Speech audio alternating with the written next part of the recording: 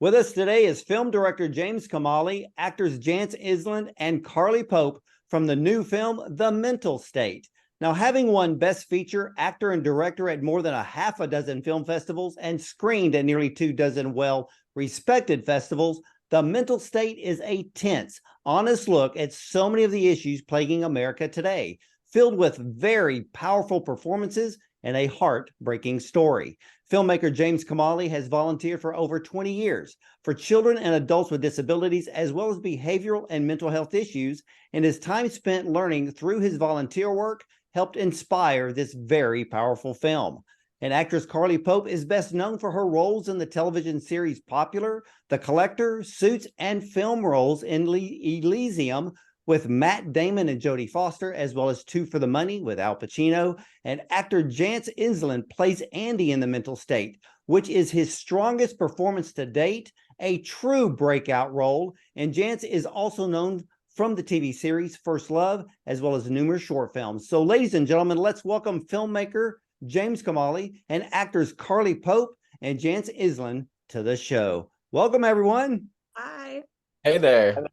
Well, James, I want to kick it off with you since you're the director. What inspired you to create this incredible film, The Mental State?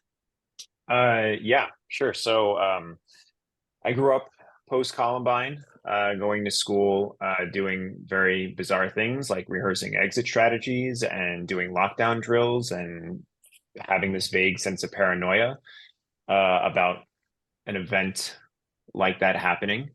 And then I was kind of coming into age and young adulthood when Sandy Hook happened back in 2012. And that was something that, I think really, really resonated with myself and clearly resonated a lot with this, with the country, right? And I couldn't let that go. And I started to come up with some story around that. And I was telling my girlfriend at the time, who's now my wife, who's a wonderful actress, and she plays Counselor Melanie Hansen in the film, actually. She introduced me to Josh Adele, who is the playwright of The Mental State, the play. And Josh and I just shared like the same heart and intention for a story like this. The Mental State, the play, really captured so many of these social topics that I wanted to talk about, and so many of the social topics that needed to talk about, and all compacted into this great family dynamic and story. So he and I hit it off. We're still friends. We grab lunch occasionally, and the rest is history as far as making the film. Well, after I watched the film, the only other films that actually came to my mind was A Beautiful Mind with Russell Crowe and The Secret Window with Johnny Depp. Now, my question to both James and Jance, how did you develop the character of Andy? From a writing perspective, Josh Adele, who had the play, did quite a lot. And then when we were adapting it for the screen, we made some changes because there's definitely some differences in the Andy in the play and the Andy on screen. But a lot of it came down, at least from the writing perspective for me, Josh Barclay and Jeremy Anderson was doing a ton of research about these sort of events, first-hand research, going out and meeting a lot of people who've been through tragic events like this or been through their own mental health crises, and just trying to make sure that we built a lot of empathy around Andy and around all the other characters. And then getting onto set, that's where Jance can take it from there. Yeah, for me, it started with the audition process when I read the script and was like, oh boy, how am I gonna do this? And the thing that really got me going was the fact that Andy is an artist, and I am as well. So I make my own paintings and drawings, and I've been doing that since I was a kid. So that was my first and easiest connection with the character. So a lot of the script, a lot of the story, Andy is in this state of kind of like a surrealist experience that he's having, so I actually did a lot of my character development through drawing and painting when I was in my hotel room on set, I was doing a lot of like just color color color theory, like this scene or these moods that I'm having are going to be expressed through these paintings that I'm creating. And then when I would see what was coming through in the artworks, then I knew what was going on. Well, did you kind of create your own private storyboard? Yeah, of course. I mean, like Andy's journey is definitely, a hero's journey. His life in the story is mirroring the graphic novel that he's writing throughout the movie. There's not that much explicit explanation of what was happening in Andy's comic, but I developed like a really fleshed out version of what he was writing and drawing about. So I think that that's like all in my private, journals about it. Well, yeah, because I saw, to me as an audience, I saw a mirror between Andy's drawings, being extremely creative person, Yes. which is that's one, using their imagination, and then in the areas of the story with Andy and his father, there becomes an emotional creativity and imaginary situation that is kind of feeding his internal emotion or battle that he's going through and dealing with. So, and I want to kind of hold that thought there for a moment, because Carly, I want to ask you, because the way that you and Jance worked on screen, the dynamic was so extremely strong. So you play Andy's mother. How did you prepare for such an emotional role? Thank you for that compliment to Jance and I working on screen together. It was like a true honor to work with Jance, because he is an artist, and he is so open, and he's immediately trustworthy, and that for me is one of the most inherently vital things when you're working with someone, especially in the context of vulnerable material, is to have trust. And that extends also to James, who I trusted from the moment we had the pleasure of meeting. And I really can't stress enough that when you're working with this kind of content, it's really difficult to get into the headspace and sustain the headspace for the length of shooting. So, and of course, you need breaks from it as well. And I felt like there was so much facility with everybody on set to be serious when needed to be, and then also able to joke around and have fun and share the love in a way that just kept the environment really like fluid and safe. But for me, Angela is a mother. I am not. Angela is an addict. I am not, though I have dealt with people in my life that have had addiction. Angela is a woman of faith and God. I am not. Angela has dealt with the suicide of her ex-husband. I was neither married at the time that we shot, nor have I dealt with that type of tragic loss. So there were lots of, for me, huge mountainous challenges to figure out and try to negotiate in this role. So it was a very intimidating role, but it was also one that I knew I couldn't pass up the opportunity. Well, it makes you grow as an actor. And honestly, I believe as a human first and foremost, because the amount of understanding and empathy and compassion and awareness and just expansion that I had to try to imagine and put myself in as the mother of a child who's struggling and going through a crisis, that was something that, again, I feel very lucky that I can make these trials on screen and not in real life. Like I feel blessed that this is fiction and not real life, but it certainly grew my, my heart was swelling in terms of what she had to go through as a character to try to navigate this reality with her child. Your performance was breathtakingly brilliant.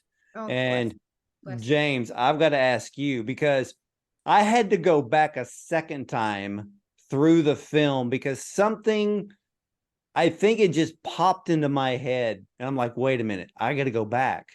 And I have to say, I love the way that you bookended the opening scene in the church and the way that you ended the film with Carly. I don't want to give too much away here because I don't want to be a spoiler for those who have not seen the film yet, but it was literally brilliant filmmaking. You left the audience a lot to think about. Carly, your character went from giving God credit to wondering if he existed at all, and then the demon of alcohol was there waiting. Very powerful scene. So, James, am I getting this right? Yeah. Yeah, I mean, I think anybody who goes through a tragic event like this, there's always a questioning of, it's not just a matter of questioning your faith, but it's a lot of, I think a big theme in the film, starting with Andy's perspective, is a questioning of belief and understanding and trust in who your resources are and your communities are. And I think another really, really big theme in the film is community. And I think that, bringing Angela to that point alone and with those questions in mind, in some ways it felt like the only way the story could end, right? There's a point where the story just kind of leads you to the ending naturally. And I think that was one of the ways. And I was just supremely blessed to work with, fantastic talent, and to see Carly and Jance come in and lead this film, and their performances. I mean, everybody that has seen it just raves about their performances because they really just lived in those characters. And like Carly said, people were able to sort of turn it on when the camera was on, and then shut it off a little bit and be able to sort of leave it on the set, or leave it in front of the camera. And I think that's necessary because it's such an emotionally charged story throughout the film that, especially for their characters, I'm sure it was exhausting. And I'm just appreciative for the amount of effort and care they put in, and empathy and compassion they put into these characters on screen. And so, again, I think the story just leads itself naturally to an ending like that. It does. And Jance, for you, how emotionally draining was the character to play Andy? Yeah. I think by the end of it, I mean, I totally took like a 2-week nap after.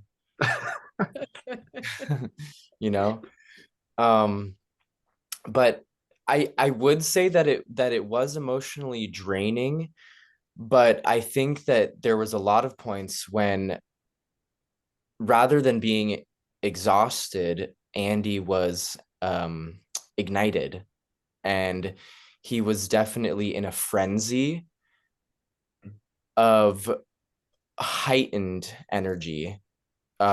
Whether his his level of alertness was like very high, to the point where he was developing paranoia. And so I mean, during the actual filming, I was like jittering constantly, very, very awake. Yeah. It was only after that I realized. Well, and because watching a film like this from my perspective, because I'm watching not storyline, cinematography, acting, and Carly, to go back to that last scene in the film, because it was so silently emotional, what did you pull from to bring that that emotion forward that just left everybody at the end going, asking themselves questions? I mean, can I lie down on the couch and do you have about an hour to go? Yeah, we could do a therapy session. Yeah, but no, I mean, I think that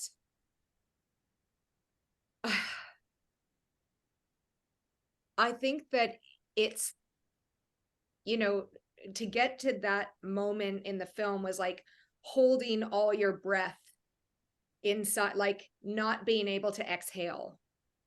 That's sort of like what that moment was going like, there's just so, you know, she's got her son's ashes in front of her. She's alone. She is left with, that's a spoiler alert. Wow. My goodness. But there's this part of me. We won't focus on that. Yeah, don't like, she's left with, I can only imagine her lifetime as she will now know it, questioning what she could have done differently and how she could have played it. And it wasn't just the Angela character that will be questioning that very same sentiment, because there's a lot of things, and I'm not going to add to the spoiler alert here. Please don't. Because every character in this film has questions to ask themselves. And James, I've got to ask you, because one of the most poignant moments in the film that hit me, and my whole inside just went, oh no, because I've experienced it. Oh. One of the most poignant moments in this film is when Angela asked her pastor for help. And the pastor's a jerk. But then all that he would say is, you're in our thoughts and prayers. Yeah. My soul sunk. Because there are people who say it with true empathy and meaning. There are people who just say it as passing it off just to make somebody feel good. And there are those who just say it as a social media post and go on about their lives and then go to McDonald's 3 minutes later. And when you had that scene in the movie, I was like, people, wake up. If you even have those words come out of your mouth, you better freaking mean it. Yeah. And Carly, I mean, so James, I want you to answer that question. And then Carly, I want you to answer, you know, how did that scene make you feel? So James, you go first. Sure. Yeah. I mean, well, I think the thoughts and prayers is like, you know, a trope, as you said, people throw it out there on social media. It feels just something to throw out there because it feels like that's something you need to say or need to do. And it's not really doing anything other than just kind of being somewhat shallow. You know, there are some people I think that genuinely mean it, but even when you do that, I don't know if you're really helping the situation much. The pastor played by Jim True Frost, who's I can rave about every actor for hours and days and months and years. But Jim did a fantastic job of coming in and making the pastor that character.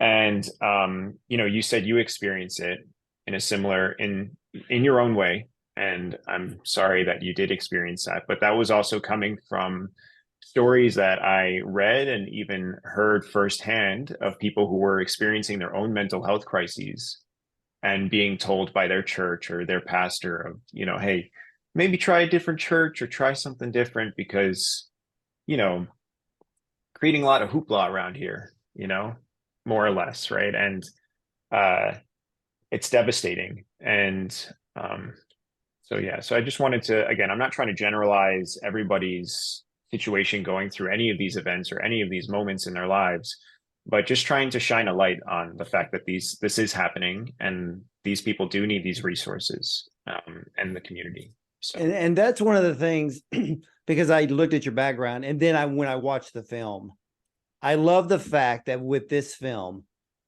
this was based on mental health issues.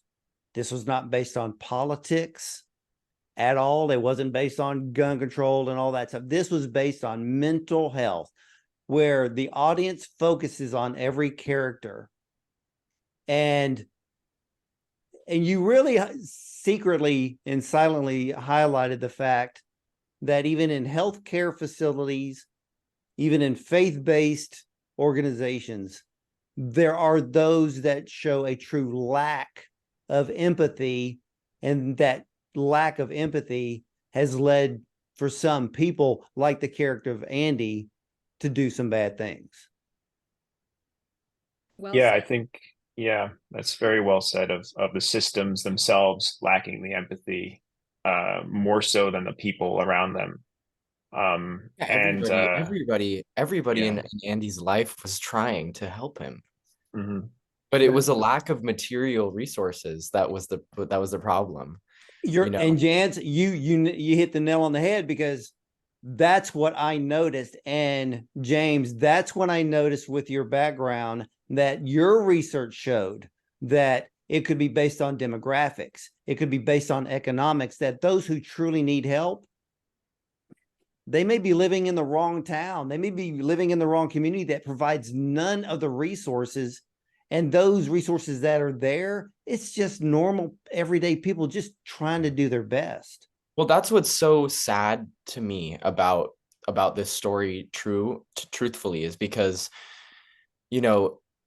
Andy is such a creative person that has a beautiful mind in a lot of ways, and if he wasn't like that, maybe someone else was experiencing the same thing, but because their mind wasn't so filled with imagination, they just, put their head down and live their life. But for someone like Andy, he wanted to do something about it. And if he was in, I always think about how if a person like Andy was going to a school, like an art school in a coastal city or something, he probably would have had a ton of friends, but because he was in this small town with people that were not willing to think like him, or give him a chance to be a weirdo, and it's okay, that sort of isolation and like lack of encouragement with his artistic tendencies, like really kind of, No, I agree. I mean, we have a population full of the most incredible creatives that we don't even know about. yeah. And a lot of them live in their own world. I've talked to filmmakers who as teenagers spent time alone creating scripts and filming with an 8mm camera or their iPhone, and they're kind of by themselves. And some of them may have friends where they creating things, but there are a lot of Andys in this world. And when we see people with talent, we need to be motivators. We need to be encouragers to those people with that talent. Like Andy, he may be the only guy that knows how to write a comic book in his whole school, but that needs to be encouraged. Yeah. And but all three of you, wow, you are a force to be reckoned with when it comes to this film, The Mental State. For each of you, when you watch the film back, how did it make you feel? I mean, it makes my heart bleed for everyone who's going through similar issues that equally doesn't have resources to help them get through it. It's just, I think for me, that's the biggest takeaway, is that, I hope people see this film so they can consider this film and communicate about this film. I really think it highlights the need for community, for resources, for support. I hope it implores people to think about empathy and compassion for their fellow human. And there are lots of issues that are confronted in the piece that I hope people see as not being so far out of the norm. Yeah.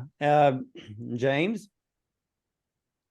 Well, as kind of going from the creator's perspective, I mean, I think kind of first and foremost, a lot of gratitude for everybody who worked on the film, for the film getting made. I mean, so many times the film can be an idea and not get made.